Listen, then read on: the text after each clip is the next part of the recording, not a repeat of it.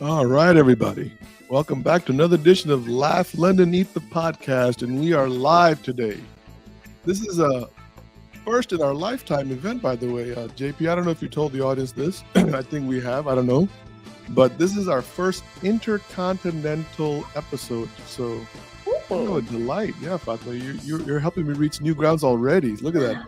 You've already Wow, done I so feel much already special. for my social media. Now you're helping me with my podcast.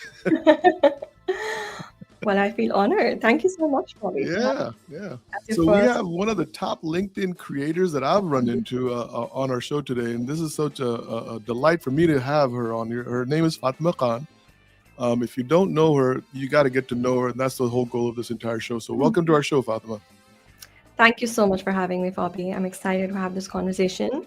Yeah, I think we're going to be diving into why your LinkedIn post might be sending, these signals. That was the one thing, by the way. I don't know if you saw my email to you that just Yeah. when we were having that conversation the other day, and you used that word.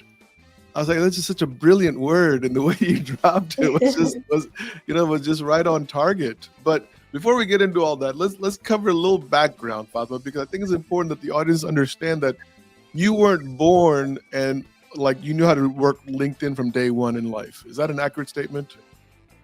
Yeah, I did not know it, definitely. So I guess the question is what got you interested in the platform of LinkedIn?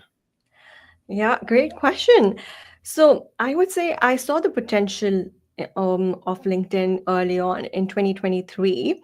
I got on the platform as most people would to look for jobs. Hmm. And while looking for jobs, I got my first job off of LinkedIn. A DM came from a recruiter. And 3 years down the line, I was working for Shell back in my home country. And it all happened from a LinkedIn DM. But that was back in 2018. And then COVID hit. I left my job. I moved to a new country, came to the UK, did my master's, and here I was looking for jobs again. And as any unemployed person would do, I logged on to LinkedIn to see what jobs were out there. But what I saw on LinkedIn in 2022 and 23 was very different to 3 4 years back. Hmm. um, Before, it was just a recruitment platform, and now all of a sudden I was seeing lots of stories being shared on the platform. I was seeing business owners talking about how they're running their businesses, how they got into their ventures, lots of people sharing their stories of building a personal brand, and that left me intrigued. And there was this one person in particular who was a batchmate of mine, and Hmm. she landed a job even before graduating because she started building her personal brand on LinkedIn. And I thought, okay, so this is what I have to do to get a job now. I can't just rely on my profile to attract recruiters from the top companies. What I have to do is put myself out there. Yeah. However, okay, so I did land a job after quite a few rejections. The job market was brutal when I came here. Uh-huh. Also because I was in a new country, I did not know anyone. So I wanted to make sure I build that safety net the next time I need a job.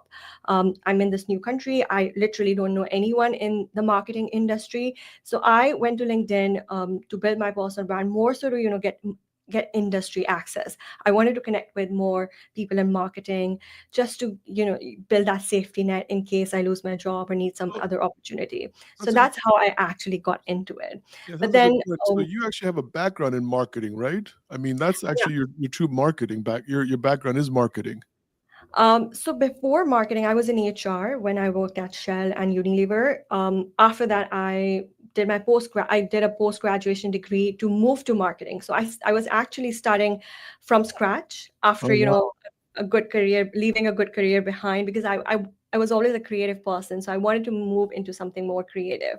So essentially, I had a degree, but not really any practical experience. Okay. All right. Well, I think there's a lot of people in that position. So you used a word, and I want to kind of obviously we're going to talk about this, but I was talking to a friend of mine last night, and I was telling about that she needed to be on this episode to hear you talk, right? Because it's just so powerful, right? She's just about to get a new job, and we're talking about okay, 3 to 5 years. What do you want to do? But so we're talking about. And I said, "What's your brand on LinkedIn?" She goes, "I don't have one." I said, "Well, you need to start today because Yeah. if you plan on getting another job in 3 to 5 years, right, it'll be too late by that time. You got to build your port. It's almost like building a portfolio. Is that a right way to say that? Yeah, interesting. Interesting choice of words. Why not? Especially, I feel like when I started building my personal brand on LinkedIn, I did not anticipate the opportunities that would come my way. I was building this presence to attract, just to get industry access. I was not at the time looking for building a business or attracting clients. So the great thing that can come from building a personal brand is that you can let opportunities find you. So instead of Mm, waiting 3 to 5 years down the line for that one job, you could be in a very different position if you just start building your brand from right now. and yeah. and right now there is opportunity on LinkedIn which is untapped. Like, still a lot of people are not exploring the potential that this platform has. In the last 2 to 3 years that I have been posting content on LinkedIn, every year, like, the reach is dropping, the competition is getting tough. Yeah. But organic reach is still doing much better. You don't have to pay for ads right now on LinkedIn. You can still grow phenomenally. So I think right now is the best time to start, whether it's a job that you're looking for or just building your network for Yeah. professional reasons. So many things in there, but real quick, I just want to type on this. Like, if you're new to LinkedIn, right? I think so often a lot of us users, like, I love LinkedIn. I've been on LinkedIn for 10 years, right? I love. I don't even care about other platforms anymore, quite honestly, Yeah. right? But the word that we use a lot is content, right? You use the word, I use the word, we all, right? So, Yeah. but I'll be very frank with you. When I first started really getting into social media and you would hear the word content, I would be confused, like, well, what does that word mean? Yeah. Right? I Yeah. didn't feel like taking a picture with me and my dog and posting that was actual a picture, that was content. Like, if I put a poster around that picture, like, this is what I do on Saturdays when I'm not doing mortgages, I walk my dog, right? That's content. And Yeah. I don't think people really understand how simple something can be that could get that, what you just used the word, the organic growth. Definitely. And the good thing about LinkedIn is that you can be with your content, like you said, it could be something as simple as what is your routine. So just sharing your what's happening in behind the scenes in your job, at your job, or what's happening behind the scenes at your work. That is content. Just start publishing it. Yeah, yeah. Okay. So let's dive into this because you have a couple of things that we want to talk about that the audience can take away some really really good things today, right? So the why behind the brand, right? That was the thing that you told me, like Yeah. your three-step process, right? So we're gonna go through each one little one at a time, right? So you said when you post, you have to have a why behind why you're posting, right? Is that Definitely. the right way to Yeah. say it? Yes. So why is that so important to know your why, I guess? I know it sounds very overwhelming when, if you're somebody who's thinking about posting and you don't want to get behind the why aspect of it and don't want to make it very complicated. It's actually not that complicated. So my three-step winning LinkedIn formula is what I call it. It's there to basically build a strong foundation that you can grow from. So if you don't have that layered down, if you don't have that cleared out in your mind, then your effort is going to go to waste. So what I mean by why is, so this step number one of building your presence or a strong foundation for your personal brand is to have a purpose in mind. And what I mean by a purpose is, if you don't have a strong why, you're not going to have a strong personal brand, because your why is what is going to make you be consistent in your effort. You Mm, need consistency. It is the backbone of building a personal brand. If you're posting one day and then you vanish for a couple of months, nobody's going to remember you. So to build a personal brand, you need to be on top of feet, to be on top of people's mind. And for that, consistency is so important. So what the why does is, it will help you build the right strategy. For example, my why at the start of posting on LinkedIn was to get industry access. And for that, I was posting a very different content. I was talking about, my job in marketing and how I've just come here. I was sharing my story. But then my why pivoted when I started my business. Now I wanted to generate leads from my personal brand. So my strategy pivoted. I started posting more about more educational and sales-based content. So when your strategy is not aligned with your why, you're not going to get desired results. And if mm, you don't see desired results from posting content on LinkedIn, why would you post content on LinkedIn 2 3 months down the line? You're yeah, going to lose motivation. So yeah, that is why you need to have a purpose in mind to be consistent with your efforts on the platform. So that for me is step number one. And even if you're confused, like even if it's feeling really overwhelming, I have worked with about 50 or more founders at this point, and it all comes down to having the building a personal brand comes down to one of these three things. Either you want to build a reputation that you would either utilize right now or later in the future. Your friend you were just talking about, that she wants to get a job later down the line. So if she starts posting content and she starts positioning herself as an authority in that space right now, so Mhm. that's one reason why you would want to build a personal brand. Second reason why you would want to build a personal brand would be for business reasons. Perhaps you want PR features for your company, or you want to generate leads or something like that. And the third reason is you want to build a network. You want to get industry access. This is what my reason was, as I stated. So it Mhm. always comes down to one of these three categories. So just have a chat with yourself which one of these categories really suits you, and then start posting to content which aligns with that. Yeah. So just for the record, 10 years ago when I started, my reason for why, right, was I was recruiting. I was looking for other mortgage professionals to bring to my company. So my content was always around, come work over here, come work over here. This is the benefit. You know what I mean? Yeah, And I love what you said about pivot, the wide changes, right? Because just like in definitely. life, right? In life, our purpose changes, and so does our posting. And it's such a very organic, like holistic view, by the way, Fatima. I mean, because what we were really looking at is like, okay, now maybe I am recruiting still, but I want to do a different style of content, right? I'm Yeah, still recruiting. I still want people to join my company, but I'm not posting like, hey, this is the reason you want to join my company. Now I'm showing you behind the scenes networking events that we're doing. I'm showing you our yeah, ceremonies of or the maybe the president's trip to Mexico. So we're talking more about the culture that you may want to be attracted to become. And these yeah. I think change, right? So the wide begins to change the content then.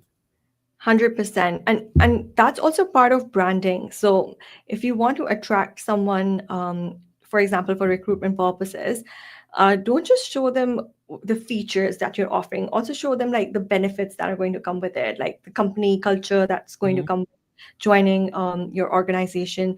So I feel like with content you can explore like that diversity, and that's what's working on LinkedIn.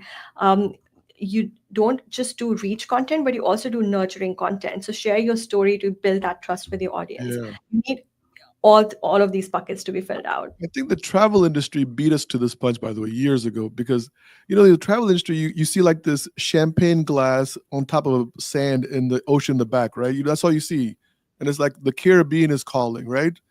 They don't show you the lost luggage or the delayed flights or like that, right? They just show you the end result of all the efforts that you Yeah, make. And that's their yeah, brand. And yeah, I think a lot of us in the other industries, we kind of missed that, where we're so r- focused on the steps. Like, you don't need 20% to qualify for a loan. You can do no, no. Show them the house and them moving in, and also exactly. that creates a different feel. This is Let's what distinguishes, the best brands in the world. For example, Nike, Apple, they're never selling their products. They're selling the benefit that you get from, if you're wearing Nike, you get like this power of you can do anything, for example, which is what makes the brand so unique. So it's always about selling, that dream and connecting with your audience emotionally outside of just selling the features of your services or products, because anyone can do that. What makes yeah, you different is the connection you build with your audience. 100%, 100%. So, part two, right? Like now we've identified the purpose, right? Of what's Oh our yeah, purpose for branding.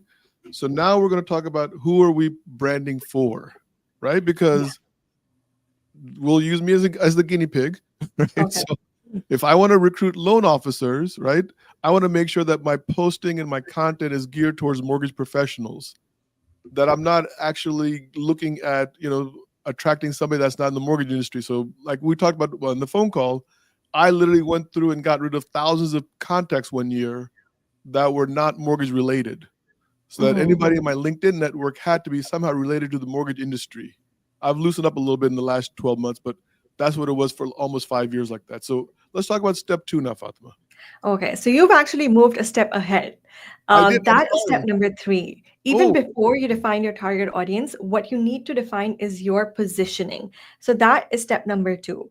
How, you and this is something that everybody does, like this jump straight into the customer, but what do you want the customer what do you want the customers to perceive you as? okay. That is something you need to decide, and especially when it comes to content. your messaging needs to be clear. If your positioning is not clear, then your messaging, your audience is going to miss out on how they need to perceive you. So for that, step number 2 for me is positioning. And what I help out my clients by this simple question. I ask them, so I'm going to put this question on you, Fabi. Okay. What let's hear what your positioning is. So the question is, what do you want to be known for in this Ooh. industry? So that's a great question. And by the way, I've answered this before, right? And the answer was so, like, honestly, I mean this. I hope that anybody that ever comes in contact with me knows that I try to make them smile. Oh, lovely. That's So you want literally to what make them I mean. laugh. I mean that from the bottom of my heart. You know what I mean? Like that's really what my intent, that it has been like that for the last several years. Yeah. Obviously, look, on the business side, right? I want to grow a business. I want to increase my footprint, my presence, all that kind of stuff, right? But Yeah. when you get down to that human nature, that human soul, that I just want everyone to understand that I hope that I was able to put a smile on their face. Yeah, yeah, that's a lovely way to put it.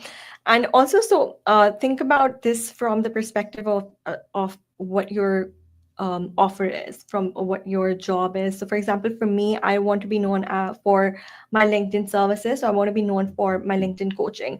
So once you have your positioning settled, that this is what you're posting content for, then you move on towards targeting. And for that, answer this question: who do you want to be known to? Yeah. And just these two simple questions can bring clarity in your mind So that what do you this want is to what, be known for? yeah, And then who do you want to be known to? known to. Oh my God, that's a brain shift right there, right? Your mind just totally went to a different area. Yeah. And that's how simple it is. Like people overcomplicate their positioning or who they're targeting, but just have a think about who do you want to speak to at the end of the day. But Fab, For people have to write all this stuff out, or do they know this stuff instinctually? Like I never wrote this stuff out. I'm very bad at planning. My wife will tell you that. I just like I'm one of those guys that would just literally pack a sandwich and start driving 900 miles and figure it all out. yeah. Somebody who comes from a corporate background, I'm so used to writing everything down. I mean, Having a mission statement, vision statement, etc. so did you write all this stuff down before you started actually posting on LinkedIn then, Yeah, in Fabi? fact, if I'm ever launching a new offer, I always go back to my why and my positioning and my targeting, because each offer that I have put out has been different.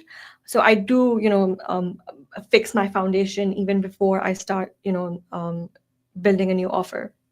I tend Wow. to do that. So just think about this so you're basically talking, and I'm just going to use the word, right? You're basically talking about creating a business plan for LinkedIn posting. Yeah, definitely. In fact, I have this right now. So I'm working on a new offer, and this is my business plan for it. I met with my co-founder yesterday, and we were mapping it out. I actually like to use a pen and paper before I do anything. It's just the organizer in me, I guess. No, but I mean I mean listen, I don't even this podcast, okay? I probably spent more time worrying about how the logo looked than the actual, like, how does it like, you know what I mean? And then as we like my first 2 seasons, I was like doing these 55-minute, hour and a half long podcast recordings. And I would be like burnt out, tired after the show. And then we were seeing, like, it took me years to figure out, like, no, you only want to be between 28 to 32 minutes. But I mean, all those years Wow. that I went by that's the way I am. I just kind of figure things out. So is that a wrong way to do about it, or is that just my personality then? It's your personality, but at the same time, I don't think that's wrong. That's how you learn. When you start doing something and analyzing what worked, what didn't work, you need data to figure out what's working, what's not working. I've made lots of mistakes in my past offers as well, but I feel like those mistakes are lessons. So I take that as data and just keep improving. Which seems like that's exactly what you did as well. Yeah, I think that the one thing that my friend Joe Wilson talks about this, and he really was a big proponent of this, right? Is that you have to take the action so that you can modify the results, right? Definitely, action is equals to direction. Yeah, if you don't, I like that. If you don't take the action, then you're just sitting in this at this desk and you're making all these plans, but it's almost like you get paralysis of analysis, right? And Yeah, it's yeah, so deep in thought that you just can't execute, and then you got to just get past that. So for me, it's like if I don't execute something right away, I know that I'll get lost in trying to I'll overcomplicate it. Definitely. But I like this. I might just do this for 2026. I might redo my entire LinkedIn because of what you're teaching me. By the way, I don't think I've said this to the audience, and I just want everyone to understand this. The way I don't know how you came across my algorithm on LinkedIn that one morning, but I saw something you did, and my eyes went like gaga over it. Like, what is this? It was so refreshing. It was crazy good, man. I was just like, and then I just started like following you, and then I started like actually doing what you were telling me. Like I started making carousels, I started doing all this stuff, and then I saw the engagement go up. I was like, it's working. Amazing. So you're my case study right there. So, I mean, it was just so I want people to understand, like, this is proven stuff that Father was talking, and you're talking to a guy that spent thousands of dollars before on different coaches and stuff. And I mean, I don't want to get into name calling, but there are some people out there that are absolute just, I mean, they'll take your money and you don't learn anything from them. But you give away your information for free. And I think that we need to talk about that for a few minutes here. Like, Yeah, what and I'll made tell you you just why I give it do away? that. Yeah. Exactly. So I'll tell you why I do that. There's, are you familiar with Daniel Priestley? He's written the book Key Person of Influence. No, I don't know that one. Amazing person. Yeah. Okay. So he talks about this. How do you stand out from what makes a personal brand stand out? So I think there are 7 ways to actually stand out in a person's mind. And how he explains is that if, for example, you're walking down a very busy street in London, which is a very, very busy city, and if you're passing like 100 people, the likelihood of you remembering any of them is very, very low. So who actually stands out in when you're walking past a lot of people? And then he explains like the kind of people that will stand out to you would be, for example, how Mr. Beast says, the purple cow example he gives. For your content to stand out, you need to be so unique that your cow is actually a very bizarre concept, like something that you're not familiar with. That's how you stand out. So there are a few ways that you can actually stand out in branding and personal branding.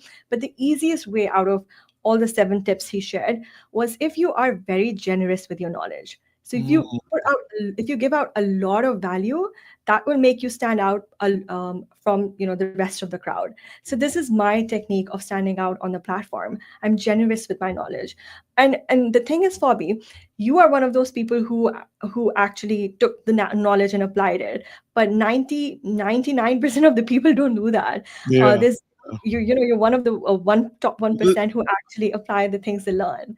I always tell loan officers when I'm coaching them that if there's 10,000 loan officers in their market, they're only competing with maybe 200 of them, because the other like 9,800 will never execute the ideas. Exactly. Your competition is not 10,000; it's actually only about 200. Yeah, And execution is where a lot of people fail at. And one of the things is that with my content, I am selling. It's very similar to what I teach my paid clients as well. But my paid clients, I'm also selling them execution, not just ideation. So with my content, yes, I'm sharing my knowledge, I'm sharing my ideas, but that's how I'm attracting my paid clients who are then getting my execution as well. So I don't mind sharing my knowledge for free. It has benefited me in the past, and that's what I recommend all my clients to do that as well. Like be generous with your knowledge. That's how you'll stand out and build a strong personal brand. so I told you early on that the key thing that I picked up on you was the word signals when we were talking. Yeah. And man, I just want you to understand that was such a like if I learned nothing from Fatima Khan for the rest of my life, I have learned about signals from you. Okay. And so so to the audience, just let them know what your signals. What do you mean when you use the word signals in a statement, Fatima? Yes, so Bobby and I were having this conversation that how do you, because most of my content, if you go through my profile, is educational content. So I'm not really sharing my story or social proof, for example, people I'm working with. But that's when I told him how I write my content is that even if I'm sharing educational value, I will always put myself in the story.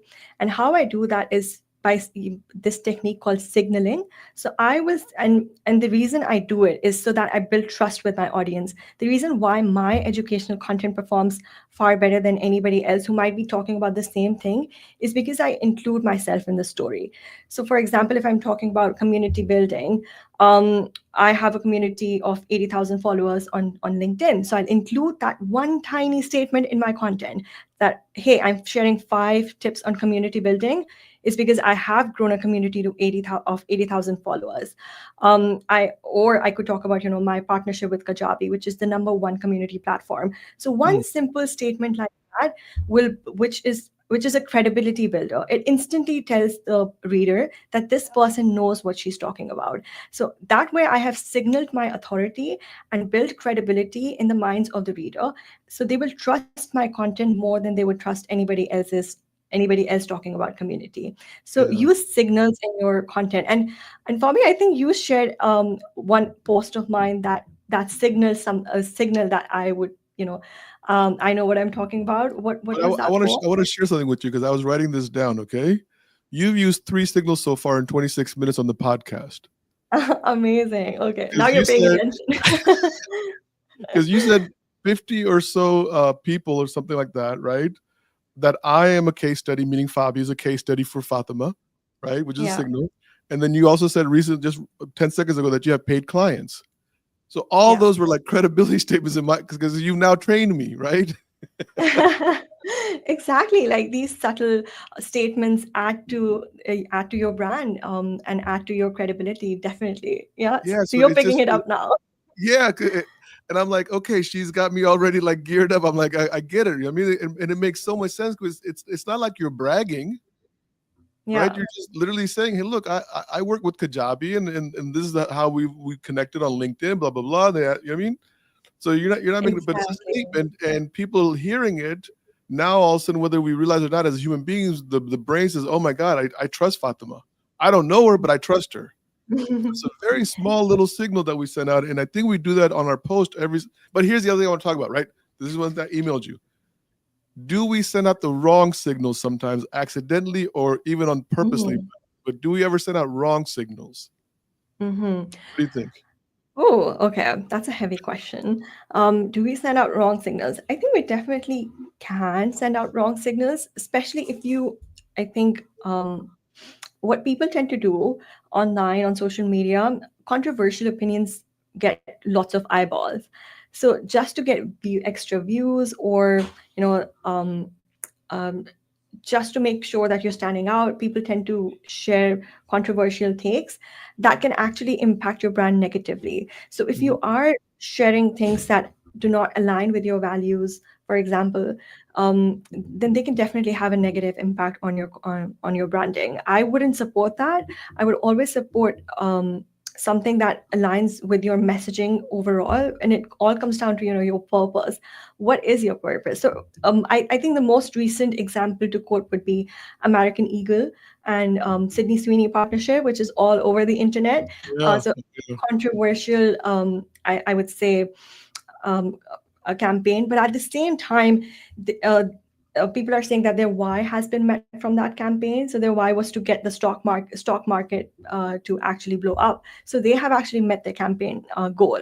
So it depends, but have they really left a good signal to on their audience about their brand? So that, there's a question mark there. So you can be risky with what you're saying, but at the same time, you have to go back to your why. Maybe American Eagles risk did take off because they did meet their goal.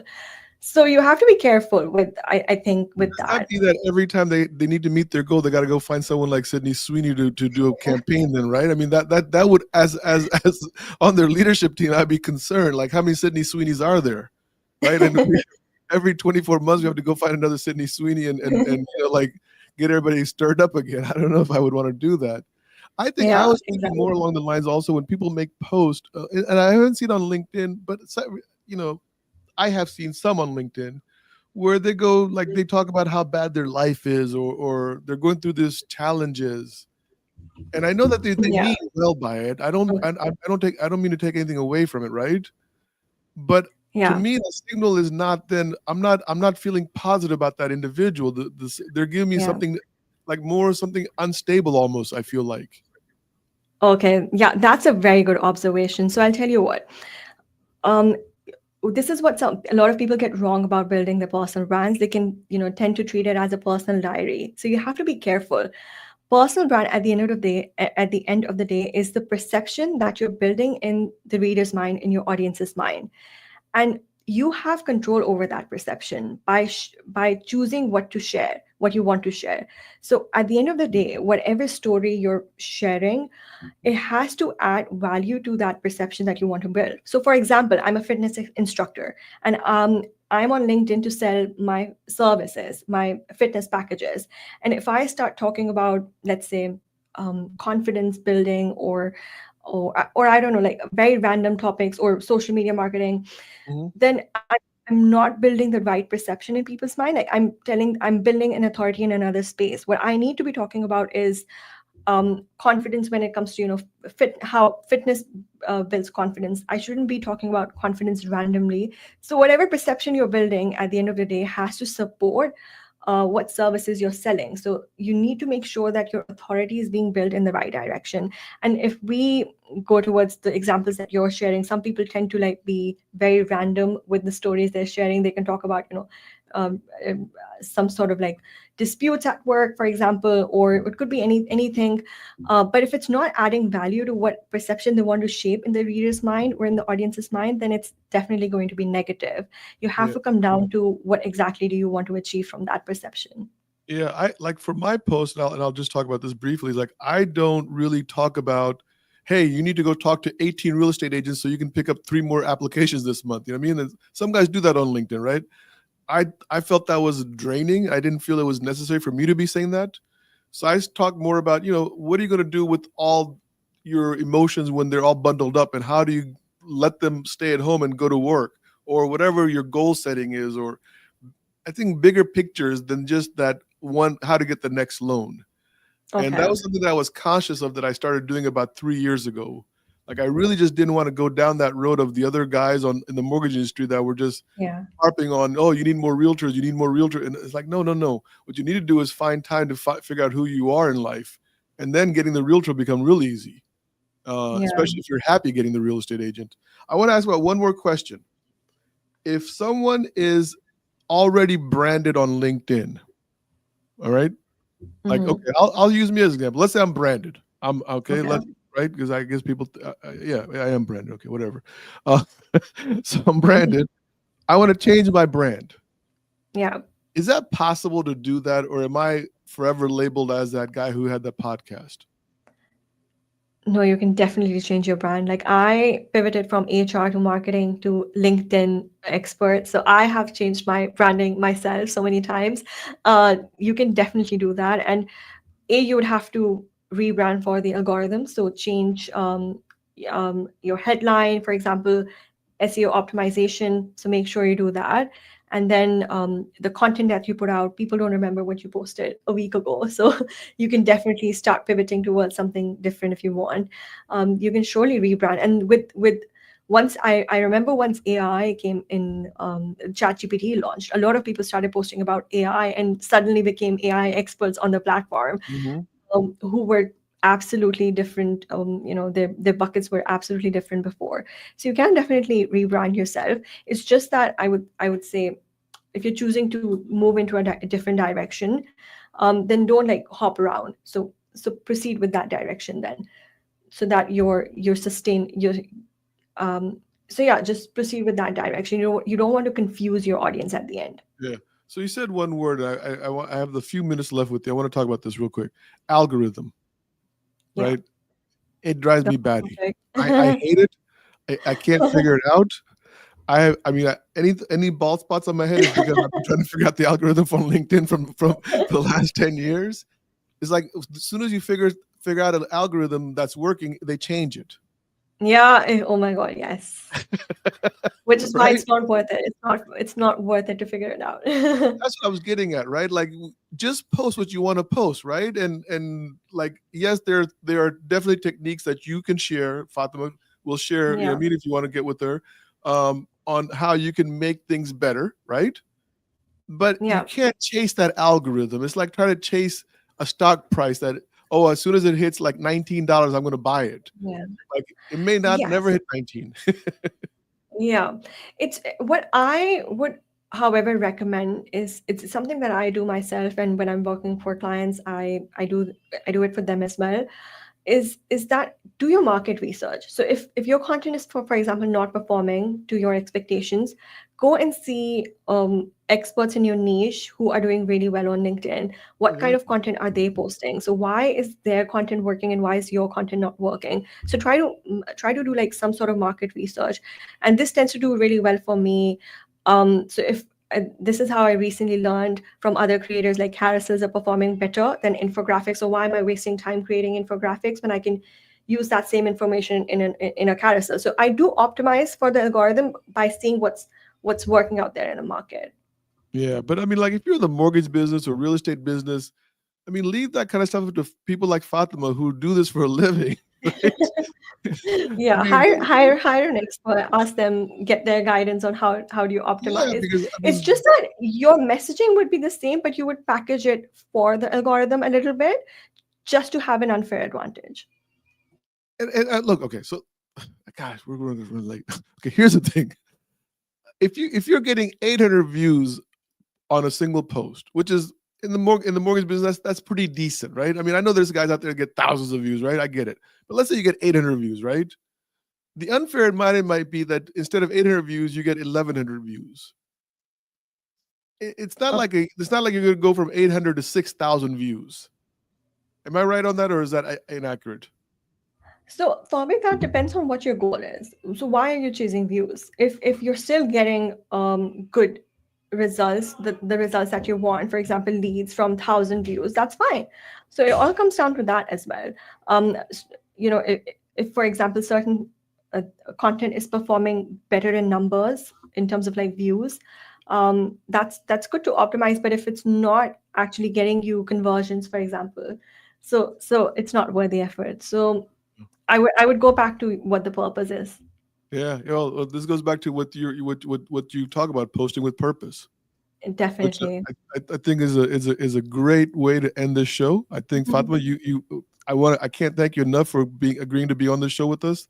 This was just a sincere pleasure for me. You know what I mean? I loved it. This was great. I have one request. Please, please, please come back. Like this one time is not going to be enough for me. You know what I mean? I love having conversations with you. I know we're going to do some other talks, but I love getting you on this show. I think the audience loved it also. So hopefully Thank you you so come much, back and join Bobby. us. You have been such a wonderful person to speak to. Like it felt like such a nice conversation to have anyways. I would love to be back for sure. Thank you so much for Awesome. having me. Awesome. Awesome. Well, JP, do your magic and let's get out of here, brother.